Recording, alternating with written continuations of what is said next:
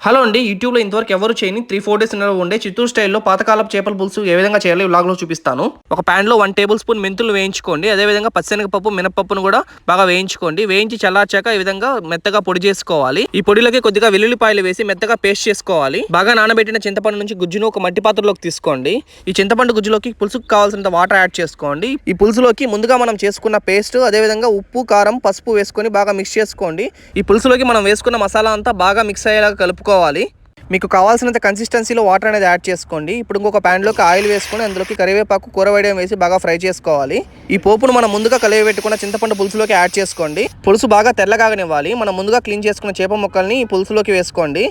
ఈ విధంగా మట్టి పాత్రను కలయబెడుతూ చేప ముక్కలు బాగా పులుసులో మునిగేంత వరకు కలయబెట్టుకోవాలి.